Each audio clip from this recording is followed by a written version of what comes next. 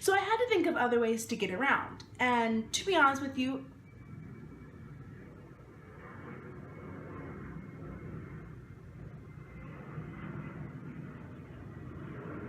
hey guys, it's Jada. This might not come to a shock to most of you, but I don't have my driver's license. Most of the times, the places where I needed to go were very close to me, so it would take me about a half hour or less to walk there. Other times I would ask my friends or my family to give me rides to places, and then the college buses were really helpful. But since I moved here to LA, I realized I don't have the luxury as I had with transportation in the past. My roommates both have jobs, so they're not really around most of the time. And everything is so sparsed out here in Los Angeles, it's really hard to walk somewhere. I've been using Ubers and Lyfts. Trust me, I'm going to use the bus system soon because this is not going to break my bank account. Absolutely not. So I've been spending, most of my money on Ubers and Lyfts, which is a problem. Thankfully, that problem now is being relieved, but it came with a price and a wild story. If you guys haven't seen my last update, I've accepted an internship here in Los Angeles, but not a lot of people know what happened with the interview. So last Wednesday, I got this email from this internship website saying that this company was trying to reach out to me. I had an email from this woman who said that she was interested in meeting with me on Friday to talk about me potentially being an intern at their company. So we decided to plan out that we were going to be meeting at 1:30. And it hit me. In the morning of this interview, I have no idea where I'm going. The woman did not tell me where I was going to meet her. She did not give me an address at all. And the horror of it all was when you go on the internship website, it doesn't let you respond to the company unless they responded to you. And since she was the last person to respond, I couldn't respond back. I was freaking out. And I had a brain fart and I was like, oh duh, of course, you can just go on to the actual company website.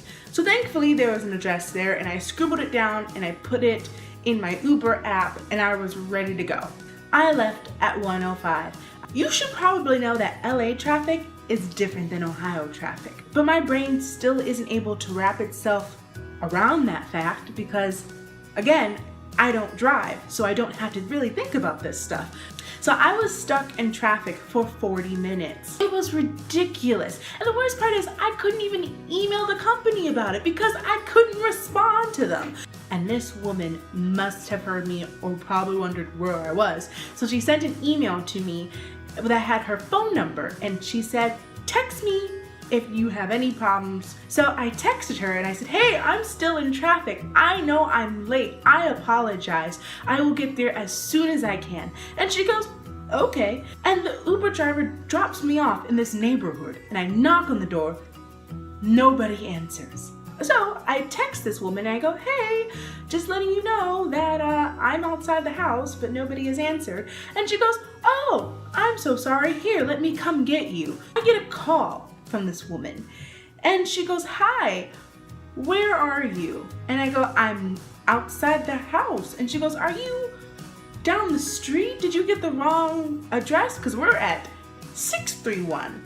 And I go, no, I'm at 848. And she goes, yeah, we're at 631 blank drive. Everyone, my heart dropped because on their website it said 848 blank Boulevard. And then she goes, oh, that's our old address. You didn't bother to tell me that you had a new one or put it on your website? I called another Uber and I had to wait 7 minutes for it. On the Uber app, I had just picked the cheapest Uber I could get. Little did I know that I had chosen the express pool. A place that was supposedly 5 minutes away, I ended up getting there 15 minutes later. So I'm about 40 minutes late to my interview at this point. I am mortified. I am embarrassed. This normally doesn't happen to me. I apologized and I told her about my journey, about still not knowing about LA traffic, then getting the wrong address, and then all my Uber trips. And she was just amazed by this whole journey that I went through to get to this interview.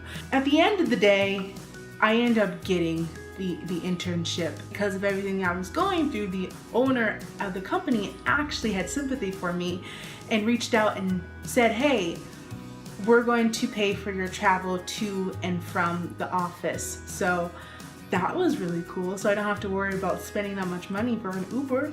So my question for you all this week is, have you had a stressful event that turned out not to be that bad in the end? And you never know, your story might help somebody else. Wouldn't it be cool if we could find out? Because we're a team and we need to act like one, okay? Please keep sending your positivity in the air because we all really need it. And until next time, keep thriving and surviving.